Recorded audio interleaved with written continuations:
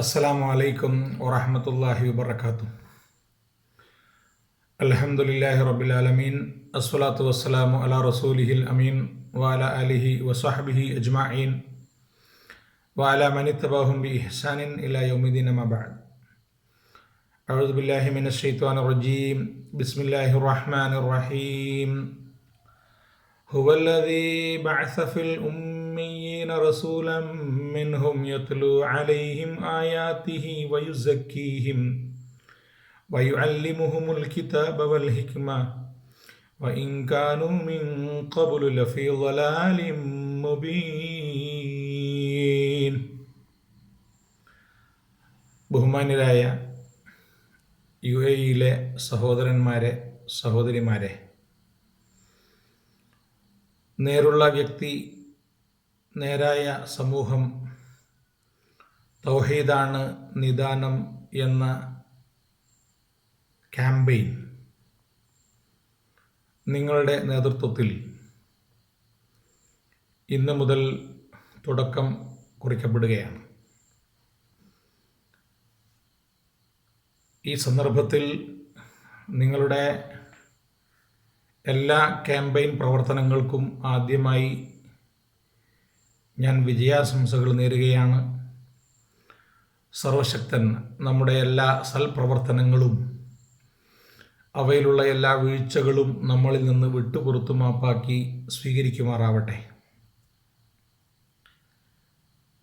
ഈ പ്രഭാഷണം നടത്തുന്നതിന് തൊട്ടു മുമ്പാണ് ബഹുമാനപ്പെട്ട അധ്യക്ഷൻ കോഴിക്കോട് കരിപ്പൂർ എയർപോർട്ടിൽ നടന്ന വിമാനാപകടത്തെക്കുറിച്ച് നമ്മളെ ബോധ്യപ്പെടുത്തിയത്.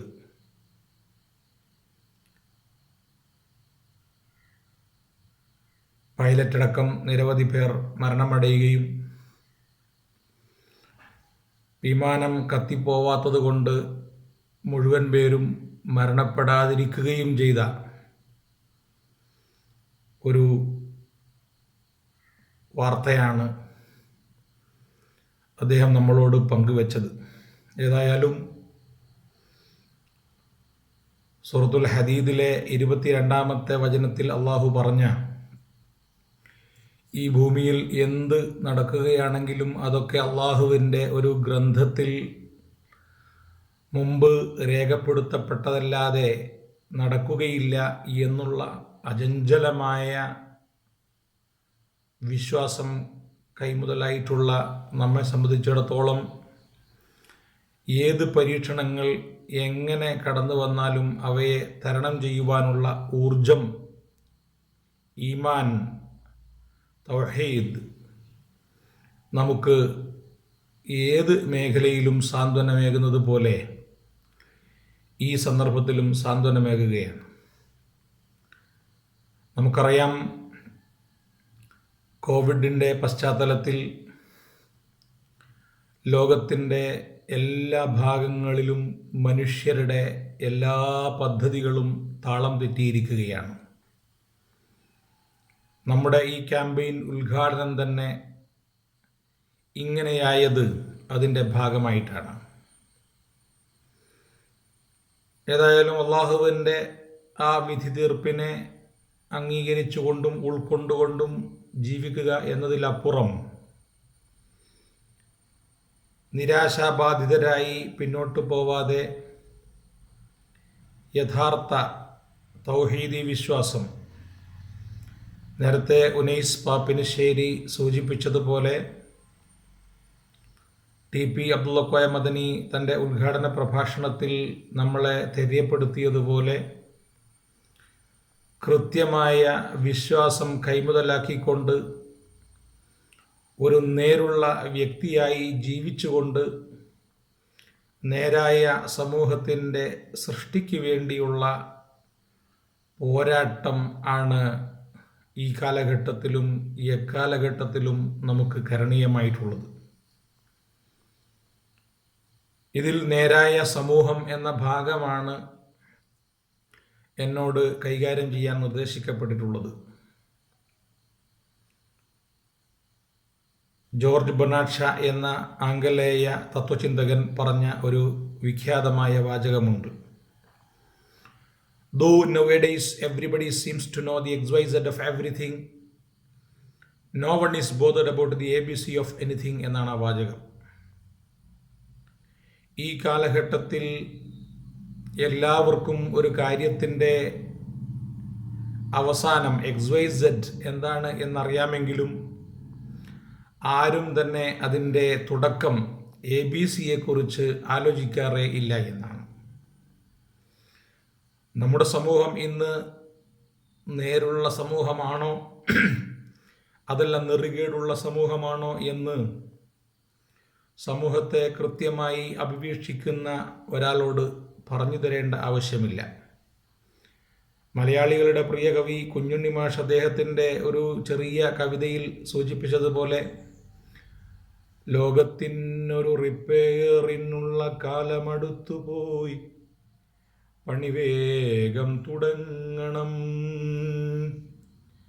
മതത്തിൻ പുക കൊണ്ടാവാമാകെ കരി പിടിച്ചുപോയി, രാഷ്ട്രീയ ചിതൽ തിന്നിട്ടടിത്തട്ടും തൂണും ദ്രവിച്ചുപോയി, ശാസ്ത്രക്കമ്പം കൊണ്ടതിൻ്റെ അടിത്തറ ഇടിഞ്ഞുപോയി എന്ന ലളിത മനോഹരമായ വരികളിൽ എല്ലാം ആറ്റിക്കുറുക്കി പറഞ്ഞിട്ടുണ്ട്. മതം എന്നത് വിൽപ്പനച്ചരക്കാക്കി മാറ്റപ്പെടുകയും ആത്മീയത എന്ന് പറയുന്നത് വിപണന സാധ്യതയുള്ള മഹത്തായ ഒരു മേഖലയായി മാറ്റപ്പെടുകയും ചെയ്തിട്ടുള്ള ഒരു കാലമാണ്. മതത്തിൻ പുക കൊണ്ടാവാം ആകെ കരി പിടിച്ചുപോയി എന്ന് അദ്ദേഹം പറയുമ്പോൾ നാം മനസ്സിലാക്കേണ്ടത്, രാഷ്ട്രീയ ചിതൽ തിന്നിട്ടടിത്തട്ടും തൂണും ദ്രവിച്ചുപോയി എന്ന് പറയുമ്പോൾ രാഷ്ട്രീയത്തിൻ്റെ മറവിൽ ജനങ്ങളെ സേവിക്കുന്നു എന്നതിൻ്റെ പേരിൽ ജനങ്ങൾക്ക് നന്മ വരുത്തുന്നു എന്നുള്ള ചിത്രം വരുത്തി വെക്കുന്നതിൻ്റെ മറവിൽ സ്വജനപക്ഷപാതവും അഴിമതിയും അക്രമവും അധികാര ദുർവിനിയോഗവും നടത്തി തങ്ങളുടെ പ്രജകൾക്ക് സാധ്യമാകുന്ന എല്ലാ ദുരിതങ്ങളും അവരറിയാതെ തന്നെ അടിച്ചേൽപ്പിക്കുന്ന പ്രവണതയാണ് പലപ്പോഴും അത്തരത്തിലുള്ള ആളുകൾ ചെയ്തു കൂട്ടുന്നത് എന്നുള്ളത് ഓരോ കാര്യങ്ങളെക്കുറിച്ചും വിശകലന വിധേയമാക്കുമ്പോൾ നമുക്ക് തിരിച്ചറിയാൻ കഴിയുന്നതാണ്. അത് സാമ്പത്തിക ലാഭമുണ്ടാക്കുന്ന വഴിവിട്ട പ്രവർത്തനങ്ങൾക്ക് എല്ലാ നിലക്കും പിന്തുണ നൽകുന്നതായാലും ശരി, ഭരണഘടനയെ ചവിട്ടി മെതിച്ചുകൊണ്ട് ഭരണഘടനയുടെ അന്തസ്സത്തയെ ഇല്ലായ്മ ചെയ്തുകൊണ്ട് പൗരന്മാർക്കിടയിൽ വിവേചനവും അതേപോലെ തന്നെ മറ്റു നിലക്കുള്ള വിഭജനങ്ങളും ഒക്കെ നടത്തിക്കൊണ്ട് വേട്ടയാടാനുള്ള കുൽസിത നീക്കങ്ങളാണെങ്കിലും എല്ലാം ഈ രാഷ്ട്രീയ മേഖലയുടെ അപചയമാണ് വിളിച്ചോതുന്നത്. Power tends to corrupt, absolute power corrupts absolutely എന്ന് ഒരു ഇംഗ്ലീഷ് ചിന്തകൻ പറഞ്ഞിട്ടുണ്ട്. അധികാരം ദുഷിപ്പിക്കുന്നു, പരമാധികാരം പരമമായി ദുഷിപ്പിക്കുന്നു എന്നാണ് അതിൻ്റെ പൊരുൾ. അതുകൊണ്ട് തന്നെയാണ് ഞാൻ നേരത്തെ ഉദ്ധരിച്ച കുഞ്ഞുണ്ണി മാഷ്, നേതാക്കന്മാരെ നിങ്ങൾ ആത്മഹത്യ ചെയ്യുവിൻ, എന്തെന്നാൽ എനിക്ക് നിങ്ങളെ കൊല്ലാനുള്ള കഴിവില്ല എന്ന് വേദനയോടുകൂടി കുറിച്ചു വെക്കേണ്ടി വന്നത്. ഇവിടെയാണ് ഒരു നേരായ സമൂഹത്തിൻ്റെ സൃഷ്ടിക്ക് ബീജാവാപം ചെയ്യുന്ന ദീനുൽ ഇസ്ലാം, മഹാനായ പ്രവാചകൻ സ്വല്ലല്ലാഹു അലൈഹി വസല്ലമയുടെയും അദ്ദേഹത്തിൻ്റെ പ്രിയ അനുചരന്മാരുടെയും മാതൃകകൾ നമുക്ക് മുമ്പിൽ വരച്ചു കാണിക്കുന്നത്. മോഷണം നടത്തിയ തൻ്റെ ഗോത്രത്തിൽപ്പെട്ട ഒരു സഹോദരിയെ രക്ഷപ്പെടുത്തുന്നതിന് വേണ്ടി പ്രവാചകന്റെ സന്നിധിയിലേക്ക് ശുപാർശയുമായി കടന്നു വന്ന സമയത്ത്, അള്ളാഹുവിൻ്റെ നീതിയിലാണോ നിങ്ങൾ ശുപാർശ ചെയ്യുന്നത്? ലൗ അന്ന ഫാത്തിമത ബിൻത മുഹമ്മദിൻ സരിഖത് ലഖത മുഹമ്മദുൻ യദഹ എന്ന് ഗർജിച്ചുകൊണ്ട് മുഹമ്മദിൻ്റെ മകൾ ഫാത്തിമയാണ് മോഷ്ടിച്ചത് എങ്കിൽ പോലും അവളുടെ കരച്ഛേദം മുഹമ്മദ് നടപ്പാക്കിയിരിക്കും എന്നുള്ള തുല്യതയില്ലാത്ത നീതിയുടെ പ്രഖ്യാപനമാണ് നേരായ ഒരു സമൂഹത്തിൻ്റെ ആധാരശില എന്നാണ് അധികാര വിനിയോഗത്തിൻ്റെയും നീതി നിർവഹണത്തിൻ്റെയും ഉദാത്ത മാതൃകയായിക്കൊണ്ട് ഇസ്ലാം മതം നമുക്ക് മുമ്പിൽ അവശേഷിപ്പിക്കുന്നത്. തൻ്റെ പ്രജകളുടെ ക്ഷേമം അന്വേഷിച്ചുകൊണ്ട് പാതിരാവിൻ്റെ ഏകാന്തയാമങ്ങളിൽ അള്ളാഹുവിൻ്റെ വിചാരണയെ ഭയപ്പെട്ടുകൊണ്ട് നടന്നു നീങ്ങിയ മഹാനായ ഖലീഫ ഉമറിൻ്റെ ചരിത്രത്തിലെ ഒരുപാട് ഏടുകൾ ഈ നേരായ സമൂഹത്തിൻ്റെ സൃഷ്ടിക്ക് വേണ്ടി ഇസ്ലാം മാതൃകയാക്കി അവശേഷിപ്പിച്ചത് അറിയാവുന്നവരാണ് എൻ്റെ വാക്കുകൾ ശ്രവിക്കുന്ന നിങ്ങളെല്ലാം എന്നെനിക്കറിയാം. അതിലൊന്നു മാത്രം ഞാൻ സൂചിപ്പിക്കുകയാണ്. ഒരു രാത്രിയിൽ ഉമർ നടക്കുന്ന വേളയിൽ ഒരു കുടിലിൽ നിന്ന് ഒരു ഗാനശകലം, ലഖദ് ത്വാല ഹാദൽ ലൈലു വസ്വദ്ദ ജാനിബു ലറഖനി അല്ലാ ഖലീലുൻ ഉലൈബു ഫവല്ലാഹി ലൗലല്ലാഹി തുഖ്ശാ അവാഖിബു ലറക ഹാദ സരീറു ജവാനിബു. ഇതായിരുന്നു ആ പാട്ട്. ചുറ്റും കറുത്തൂത്ത മൊമയ മാമിരുൾ മുറ്റുവിരതിലീതേകാകിയാണു ഞാൻ, കൂട്ടിന്നു തോഴനില്ലായികയാലൻ മനക്കൂടു തുറന്നഹോ നിദ്ര പറന്നുപോയി. ഈശ്വരൻ സത്യമാണീശ്വര ശിക്ഷകൾ ആശു മറക്കുകിൽ ആടുമീ കട്ടിലും എന്നാണ് ഭർത്താവിൻ്റെ സാമീപ്യമില്ലാത്ത ആ സഹോദരി വികാരം കടിച്ചമർത്തിക്കൊണ്ട് പാടുന്നതായി അദ്ദേഹം കേൾക്കുന്നത്. തൻ്റെ ഒരു പ്രജ ഈയൊരു മേഖലയിൽ പ്രയാസമനുഭവിച്ചുകൊണ്ട് അള്ളാഹുവിനെ ഭയപ്പെട്ട് തൻ്റെ വികാര നിയന്ത്രണം നടത്തിയിരിക്കുന്നു എന്നുള്ള തിരിച്ചറിവ് വന്ന ആ മഹാനായ ഖലീഫ തൻ്റെ വീട്ടിലേക്ക് പാഞ്ഞ് തൻ്റെ പ്രിയമകൾ ഹഫ്സയോട് പ്രവാചകൻ സല്ലല്ലാഹു അലൈഹി വസല്ലമയുടെ പ്രിയപത്നിയായിരുന്ന ആ വിശ്വാസികളുടെ മാതാവിനോട് ചോദിച്ച ഒരു ചോദ്യവും ഉത്തരവും, ഒരു സ്ത്രീക്ക് തൻ്റെ ഭർത്താവിനെ പിരിഞ്ഞ് എത്ര കാലം പരമാവധി കാത്തുകഴിയുവാൻ കഴിയുമെന്ന് ചോദിക്കുമ്പോൾ 3 മാസം, പരമാവധി 6 മാസം എന്ന് അതിൽ കൂടുതൽ പറയാതെ അവിടെ ആ ഉമ്മ, നമ്മുടെ ഉമ്മ അവസാനിപ്പിച്ചപ്പോൾ രായ്ക്കു രാമാനം ഖലീഫ ഉമർ ഉത്തരവിടുകയാണ്. സ്വന്തം ഭാര്യമാരുമായി 6 മാസത്തിലേറെയായി വേർപിരിഞ്ഞ് ജീവിക്കുന്ന എല്ലാ പട്ടാളക്കാരും നിർബന്ധിത ലീവെടുത്ത് സ്വന്തം വീടുകളിലേക്ക് തിരിച്ചു വരേണ്ടതാണ് എന്ന്. കാരണം നേരായ സമൂഹം എന്ന മഹിതമായ ഒരു ലക്ഷ്യത്തിന് വേണ്ടിയായിരുന്നു ഇസ്ലാം അവരെ ചിട്ടപ്പെടുത്തിയെടുത്തത്.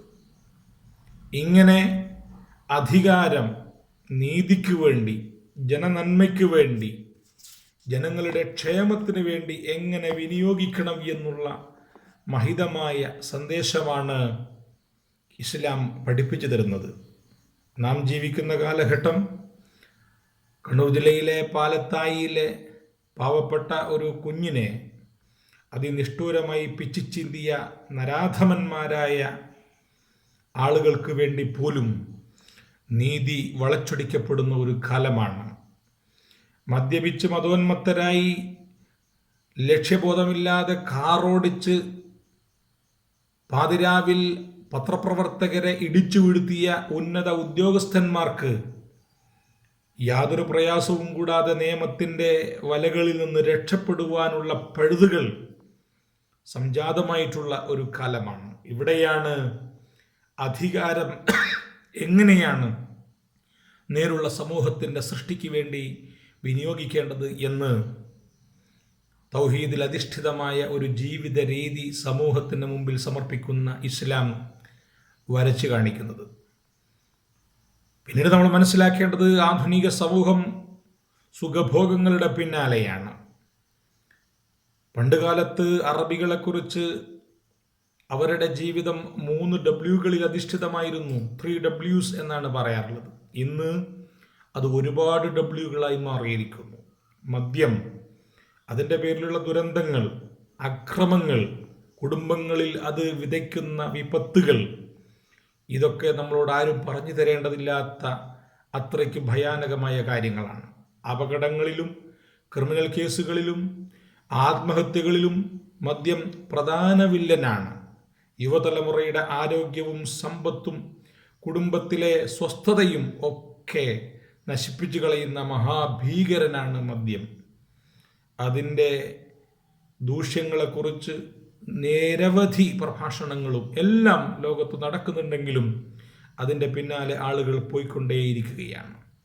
മയക്കുമരുന്ന് പുതിയ രൂപത്തിൽ നമ്മുടെ മക്കളുടെ നാവിലൊട്ടിക്കുന്ന സ്റ്റിക്കറിൻ്റെ രൂപത്തിലും, ഗൾഫിൽ നിന്ന് നിങ്ങളെപ്പോലെയുള്ള സഹോദരന്മാർ മക്കളുടെ വിദ്യാഭ്യാസം നന്നായി നടക്കട്ടെ, അവരുടെ എഴുത്തുകളിൽ വല്ല തെറ്റുകളും സംഭവിക്കുന്നുണ്ടോ എങ്കിൽ അത് മായ്ച്ചു കളയട്ടെ എന്ന് കരുതിയിട്ട് വാങ്ങിക്കൊടുക്കുന്ന വൈറ്റനർ പോലും അതിൻ്റെ ഉള്ളിലുള്ള ആ പദാർത്ഥത്തെ മൂക്കിലേക്ക് ശ്വസിച്ചെടുത്തുകൊണ്ട് ലഹരിക്ക് വേണ്ടി വിനിയോഗിക്കുന്ന വിദ്യാർത്ഥി തലമുറയുടെ ചിത്രമാണ് നമ്മുടെ കലാലയങ്ങൾ നമുക്ക് മുമ്പിൽ വരച്ചു കാണിച്ചു തരുന്നത്. സ്ത്രീ ശരീരത്തെ എങ്ങനെയൊക്കെ ഉപയോഗിക്കാം എന്നുള്ളതിൽ ഗവേഷണം നടന്നുകൊണ്ടിരിക്കുകയാണ്. അങ്ങനെ വാർ, വൈൻ, വുമൺ, നിസ്സാരങ്ങളായ പ്രശ്നങ്ങളുടെ പേരിൽ അടിപിടി കൂടുന്ന പ്രവണത മുതൽ എല്ലാറ്റിലും നിരവധി നെറുകേടുകൾ സന്തോഷത്തിൻ്റെ പിന്നാലെ പോകുന്ന തലമുറ ചെയ്തുകൊണ്ടിരിക്കുന്നു.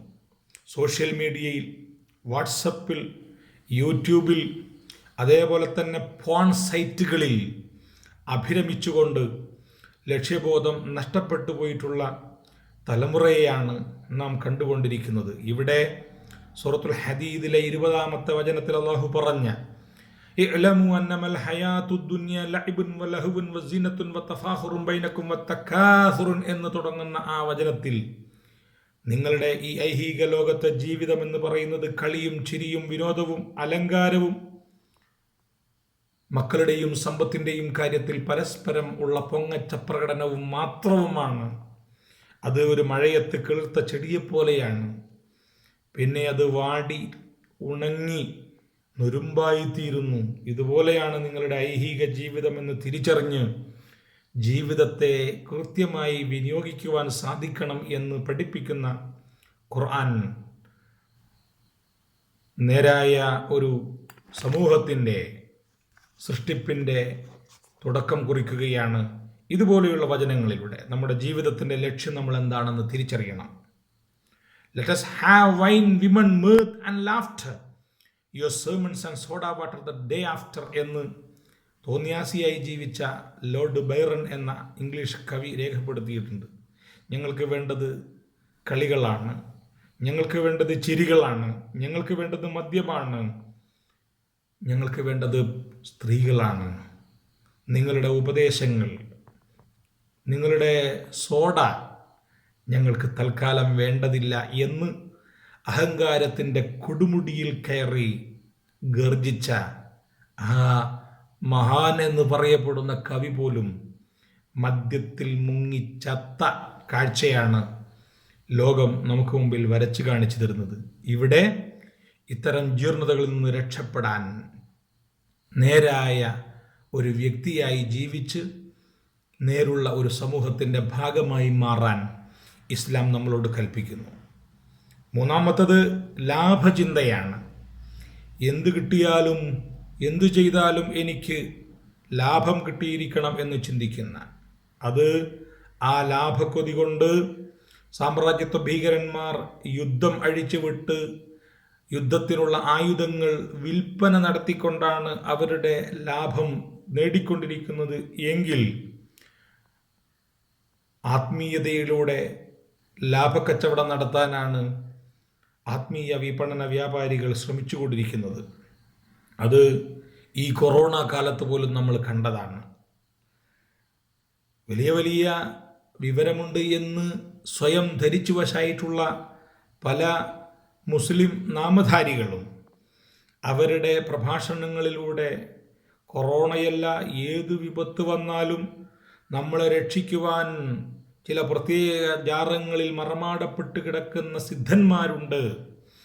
വിമാനം ലാൻഡ് ചെയ്യാൻ നോക്കുന്ന സമയത്ത് മഴ പെയ്തപ്പോൾ മറ്റൊരു എയർപോർട്ടിലേക്ക് മാറ്റിവിടുന്നു എന്ന അറിയിപ്പ് ലഭ്യമായ മുറക്ക് ഞാനൊരു വിളി വിളിച്ചു.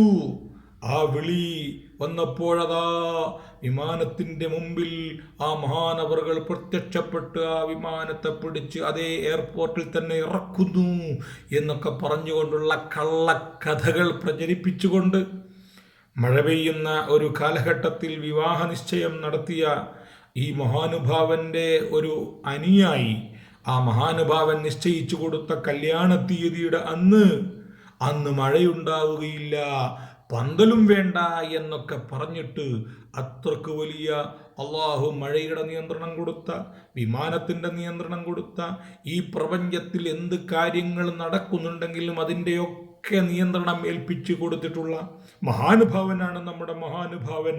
അവിടേക്ക് നിങ്ങൾ അഭയം തേടൂ എന്ന് തലയ്ക്ക് ഉള്ളിൽ ഒരു വസ്തുവും ഇല്ല എന്നുള്ള കാര്യം മാലോകർക്ക് മനസ്സിലാകാതിരിക്കാൻ വേണ്ടി വളരെ മനോഹരമായി ഒരു വെള്ളത്തുണി കൊണ്ട് പൊതിഞ്ഞു വെച്ചുകൊണ്ട് ജനങ്ങളെ വഞ്ചിച്ചുകൊണ്ട് പ്രചരിപ്പിക്കുന്നത് നമ്മൾ ഈ കാലഘട്ടത്തിലും കാണുന്നു. ഇതാണ് മതത്തിൻ്റെ ദുരന്തം. 2 വർഷം മുമ്പ് അമ്മയ്ക്ക് അറിവുണ്ടായിരുന്നു ഇതുപോലെ ഒരു ദുരന്തം വരുമെന്ന് എന്നൊക്കെ പറഞ്ഞിട്ട് കൊറോണ കാലഘട്ടത്തിൽ പോലും തങ്ങളുടെ ദിവ്യത്വം നിലനിർത്താൻ പ്രയാസപ്പെടുന്ന ആൾ ദൈവങ്ങളുടെ കാലഘട്ടത്തിലാണ് നമ്മൾ ജീവിക്കുന്നത്. അതേപോലെ തന്നെ അണഞ്ഞു എന്ന് പറഞ്ഞുകൊണ്ട് ദൈവത്തിൻ്റെ തീ ഇതാ പ്രത്യക്ഷപ്പെട്ടിരിക്കുന്നു, ഇതാ പുറപ്പെട്ടിരിക്കുന്നു എന്ന് കൊറോണയുടെ പേരിൽ 100-ൽ താഴെ ആളുകൾ ലോകത്ത് മരിച്ച സമയത്ത് ഗർജിച്ച പാതിരിമാർ അവരൊക്കെ ഇന്ന് ഏതോ മാളങ്ങളിൽ പോയി ഒളിച്ചിരിക്കുന്നു. എയ്ഡ്സിന് ശേഷം ജനലക്ഷങ്ങളുടെ ജീവൻ എടുത്തുകൊണ്ട് കൊറോണ വൈറസ് ലോകത്തിൻ്റെ അഷ്ടദിക്കുകളിലും ഭീകര താണ്ഡവമാടുമ്പോൾ ഇത്തരം ആത്മീയതയുടെ ആളുകൾ അവരുടെ പണിപ്പുരയിൽ വ്യത്യസ്തങ്ങളായ തന്ത്രങ്ങൾ ആവിഷ്കരിക്കുവാനുള്ള പ്രയത്നത്തിലാണ്. എല്ലാറ്റിൻ്റെ പിന്നിലും ഒരൊറ്റൊരു ലക്ഷ്യം മാത്രം, പ്രോഫിറ്റ്, ലാഭചിന്ത. ഈ ലാഭചിന്തയുടെ മറവിലാണ് തകിടുകളും ഏലസ്സുകളും അതേപോലെ തന്നെ എല്ലാ ചൂഷണങ്ങളും നടക്കുന്നത്. കരുനാഗപ്പള്ളിയിലെ ഹസീന എന്ന സഹോദരിയുടെ ശരീരത്തിൽ ജിന്ന് കയറിക്കൂടിയിരിക്കുന്നു. ആ ജിന്നിനെ ഇറക്കിത്തരണമെങ്കിൽ 5 ലക്ഷം രൂപ വേണമെന്ന് പറയുന്ന ദീനിൻ്റെ വിളക്ക് സിറാജുദ്ദീൻ എന്ന പേരിൽ അറിയപ്പെടുന്ന മുസ്ലിയാർ ആ 5 ലക്ഷം വാങ്ങിയ ശേഷം ഇറക്കിക്കൊടുത്തത് ജിന്നിനെയായിരുന്നില്ല, ആ സഹോദരിയുടെ റൂഹിനെയായിരുന്നു. ഇതാണ് ലോകം.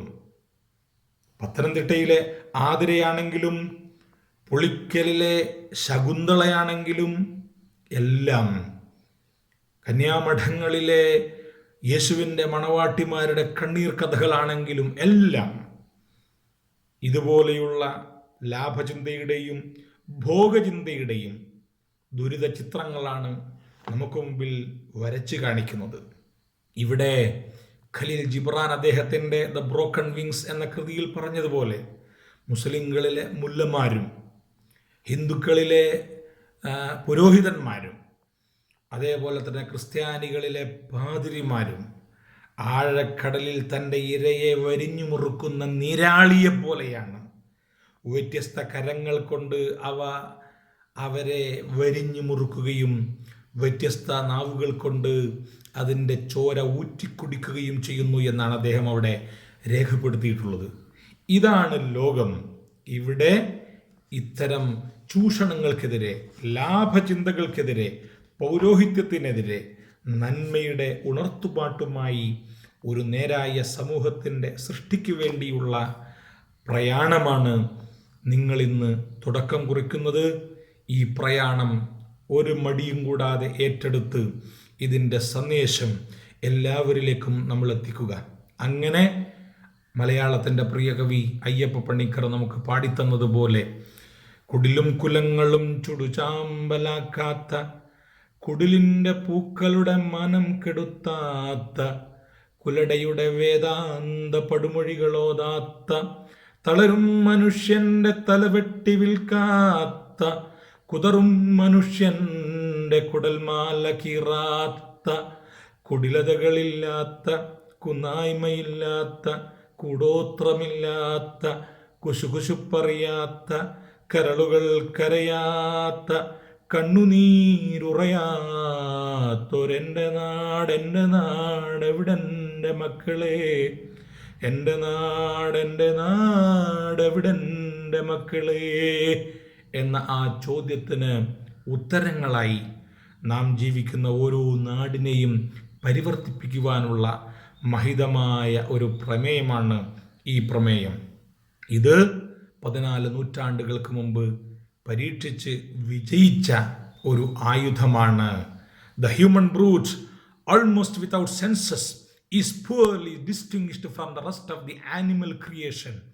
ഒരു മനുഷ്യമൃഗം മറ്റുള്ള മൃഗങ്ങളിൽ നിന്ന് അവനെ വ്യതിരിക്തനാക്കുന്ന ഒരു ഗുണവും തന്നെ അവർക്ക് പറയാനില്ല എന്ന് പഠിപ്പിച്ചിടത്ത് നിന്ന് കേവലം അങ്കുലി നിർണിതങ്ങളായ 23 വർഷക്കാലം കൊണ്ട് തൗഹീദി പ്രബോധനത്തിലൂടെ, പരലോക വിശ്വാസം പ്രദാനം ചെയ്യുന്നതിലൂടെ, പ്രവാചകന്റെ മഹിതമായ അധ്യാപനങ്ങളിലൂടെ ആ സമൂഹത്തെ പരിവർത്തിപ്പിച്ചെടുക്കുകയും മദ്യത്തോട് വിട പറയുന്ന, മദിരാക്ഷിയെ കൈവെടിയുന്ന, നിസ്സാരങ്ങളായ പ്രശ്നങ്ങളുടെ പേരിൽ കലഹങ്ങൾ ചെയ്യുന്നിടത്ത് നിന്ന് വിട്ടുനിൽക്കുന്ന മഹിതമായ ഉദാത്തവും ഉത്കൃഷ്ടവുമായ ഒരു ചിന്തയിലേക്ക് പ്രവാചകൻ സ്വല്ലല്ലാഹു അലൈഹി വസല്ലമ ഈ ഖുർആനിൻ്റെ വെട്ടമേന്തിക്കൊണ്ട് നടത്തിയ പ്രബോധന പ്രവർത്തനങ്ങളുടെ മഹത്വം ആവാഹിച്ചെടുത്തുകൊണ്ടാണ് ആ പ്രവാചകനെക്കുറിച്ച് ദ ഹീറോ ആസ് പ്രൊഫറ്റ് എന്ന വിഷയത്തിൽ പ്രഭാഷണം നടത്തിയ മഹാനായ ആ പ്രഭാഷകൻ പറഞ്ഞു വെച്ചത്, to the Arab nation it was as a birth from darkness into light. Arabia first became alive by means of it. A poor shepherd people roaming unnoticed in its deserts since the creation of the world. A hero prophet was sent down to them with a word they could believe. See, the unnoticed becomes the world notable. The small has grown world great.